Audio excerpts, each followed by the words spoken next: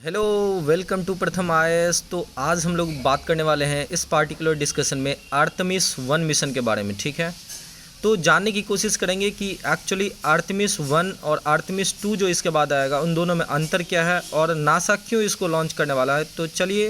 बिना किसी देरी के शुरुआत करते हैं। बट उससे पहले हम आप लोगों के लिए एक एमसीक्यू लेकर के आए, आप यहाँ सॉल्व कीजिए। Which among the following states produces 60% salt in India. ठीक है, मतलब बेसिकली आप ये बोल सकते हो कि सबसे ज़्यादा भारत में सॉल्ट कहाँ पे प्रोडक्शन की जाती है। ठीक है, तो ये भी देखेंगे एक्सप्लेनेशन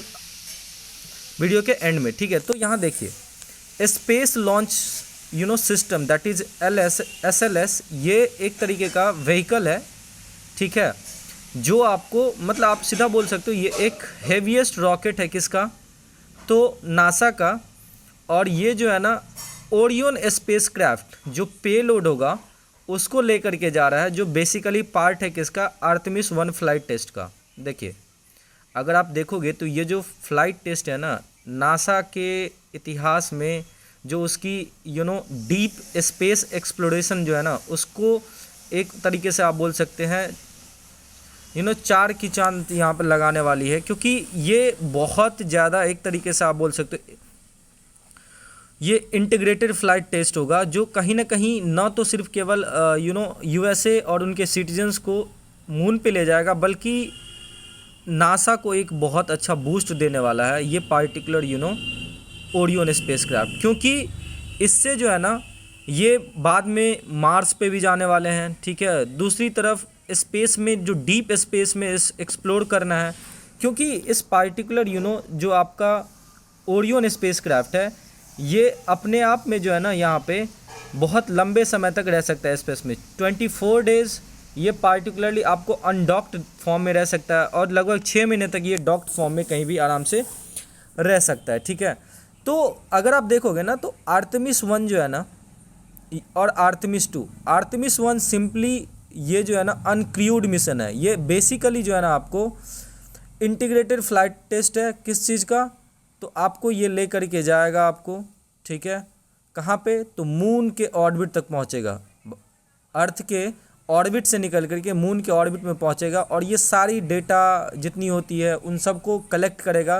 ताकि जब क्रूड मिशन फ्लाइंग एस्ट्रोनॉट्स जब आर्तेमिस 2 मिशन में जाए तो वहाँ पे कोई प्रॉब्लम नहीं आए। तो आप यहाँ और मैं आपको एक चीज़ और बता देता हूँ कि अब इसकी जानकारी बिल्कुल पुख्ता हो चुकी है कि आर्तेमिस 1 लॉन्च जो है ना ये मून के बॉन्ड वाले आप बोल सकते हैं जो मैन्यूवरिंग होती है ना, वो अब मैन्यूवर करके जो है ना आपको कहाँ पे चली गई है, तो मून के ऑर्बिट में जा चुकी है आपको। ठीक है, अब वहाँ पे धीरे धीरे इसको बेसिकली डेटा एकत्र किया जाएगा और फिर इसको कोशिश किया जाएगा कि ये किस तरीके से अप्रोच करता है, ठीक है, मून के सरफेस की तरफ। बट कंसर्न यहाँ पे ये एक होगा कि सबसे पहले तो ये जो मून मिशन था ये पूरे दुनिया के लिए आपको जो है ना एक कंसर्न लेकर के आया। रीज़न क्या है कि आर्तेमिस 1 को डिफरेंट कारण से जो है ना बहुत बार इसको पोस्टपोन किया। पहले आपको देखा गया था कि इसमें इसकी जो इंजन थी, जो बेसिकली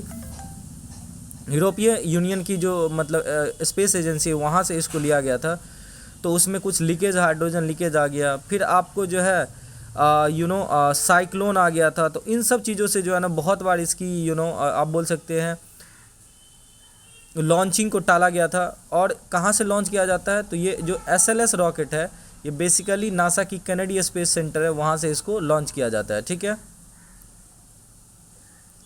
जैसे यहाँ पे आप देख रहे हैं ऑलरेडी वो जो जितनी भी इशूज़ थी वो सारी चीज़ें यहाँ पे इसमें एक यहाँ पे जो है ना बेसिकली अगर आप देखोगे तो जो ओरियन स्पेस क्राफ्ट है वो प्रोपेल्ड होता है by the interim cryogenic propulsion stage. और ये जो स्टेज है ना बेसिकली जो आपका पेलोड है, या आप बोल सकते हैं जो स्पेस क्राफ्ट है मेन, वो आपको जो है ना इस पार्टिकुलर स्टेज के बाद सोलर एरे पे चलता है। ठीक है, इसमें 4 जो है ना सोलर एरे लगाए गए हैं और ये जो है ना बेसिकली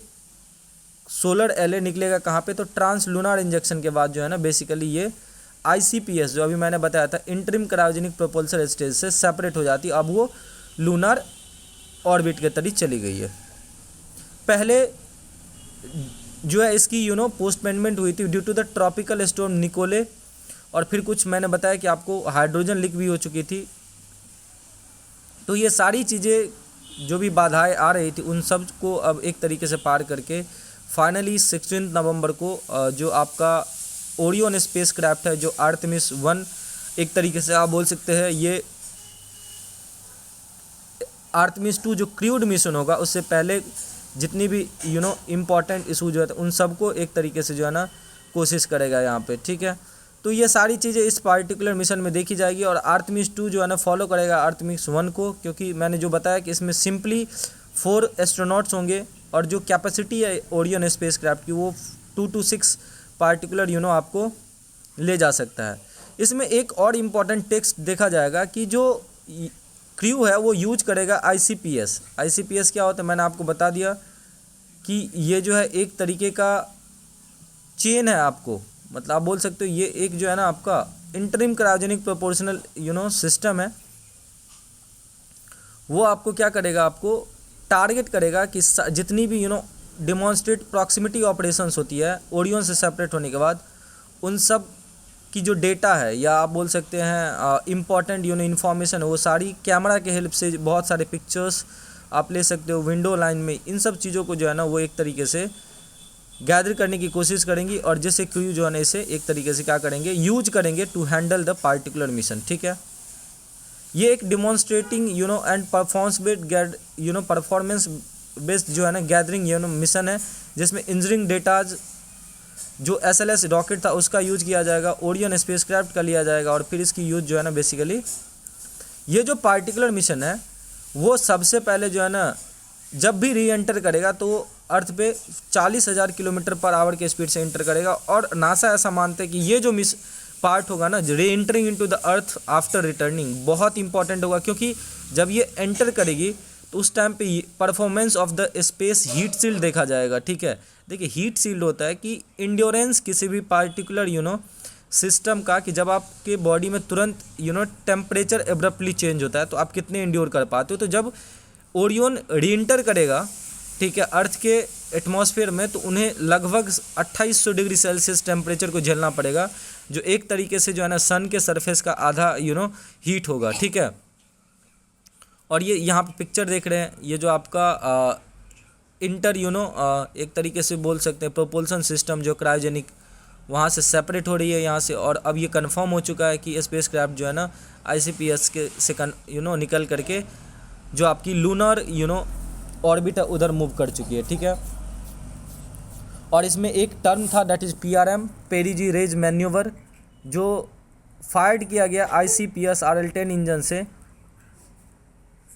और ये जो है ना देखिए पेरीजी और अपोजी 2 टर्म होता है। आप जब भी किसी ऑर्बिट में जाओगे तो अगर सेंटर पे मान लो अर्थ है, तो अर्थ से जब आप सबसे कम दूरी पे होगे तो उसे पेरीजी बोलते हैं, और सबसे ज़्यादा दूरी पे होगे उनके ऑर्बिट में तो उसको अपोजी बोलते हैं। तो ये बेसिकली एक तरीके का आप बोल सकते हैं, ये जो पेरीजी है इसमें ओरियन ने शिफ्ट किया अपने सोलर पैनल को, ताकि वो इंश्योर कर पाए कि उनके पास उस पार्टिकुलर सोलर पैनल पे कोई लोड नहीं है, ठीक है। साथ ही साथ ये जो PRM था that is perigee raise manoeuvre, ये एक तरीके का जो है ना ट्रांसलूनर इंजेक्शन को भी प्रिपेयर करता है, और ये मून के पाथ की तरफ अग्रसर होने का काम करता है, ठीक है। आर्टेमिस 1 को पहले एक्सप्लोरेशन मिशंस भी बोला जाता था, और ये first integrated test of NASA's deep space exploration system Orion space craft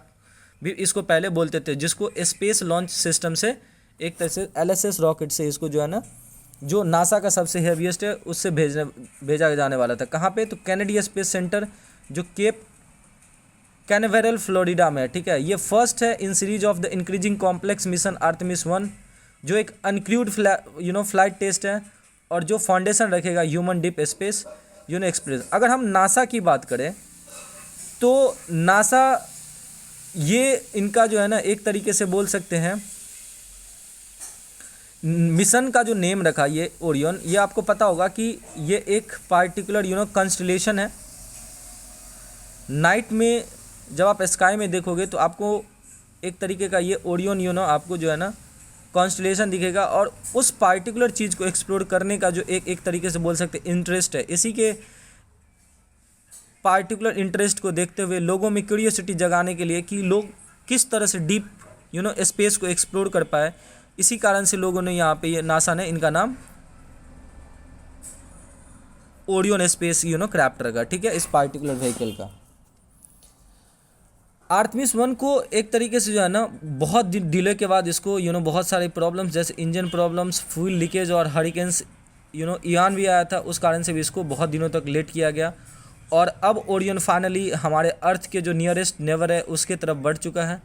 और ये एक मील का पत्थर साबित होगा जब पहली जब आर्टेमिस 2 मिशन जाएगी, जब पहली बार एक ही साथ मेन और वुमेन दोनों होंगे पार्टिकुलर लूनार के डॉन के लिए, उनको टच करने के लिए, ठीक है। अगर अमेरिका के इतिहास को देखें तो अपोलो इरा जब 1969 से 1972 तक चला था, उस टाइम पे जो है ना बहुत सारे एस्ट्रोनॉट्स भेजे और सारे मेल थे उस टाइम पे। तो इस बार जो है ना ये उम्मीद किया जा रहा है कि हम एक सस्टेन्ड प्रेजेंस करेंगे लूनार पे, जहाँ पे हम कोशिश करेंगे कि जो नासा की एम है 2030 तक लूनार स्पेस स्टेशन बनाना और साथ साथ मार्स की तरफ बनना, उसमें जो है ना ये बहुत बड़ी योगदान होने वाली है, ठीक है। तो उम्मीद करते हैं सेशन अच्छा लगा होगा। चलिए हम अपने लास्ट ये जो हमारा MCQ है उसकी तरफ चलते हैं। तो 60% ऑफ द सॉल्ट जो है ना बेसिकली आप बोल सकते हो ये जो है आपको गुजरात में बनाया जाता है, और उसके बाद आपको कुछ इस तरीके का ऑर्डर है यहाँ पे कि गुजरात के बाद आपको राजस्थान होगा, ठीक है, उसके बाद आपको तमिलनाडु, महाराष्ट्र, देन आपका आंध्र प्रदेश होगा। तो उम्मीद करते हैं सेशन अच्छा लगा होगा। Thank you so much for watching this video, बहुत बहुत धन्यवाद।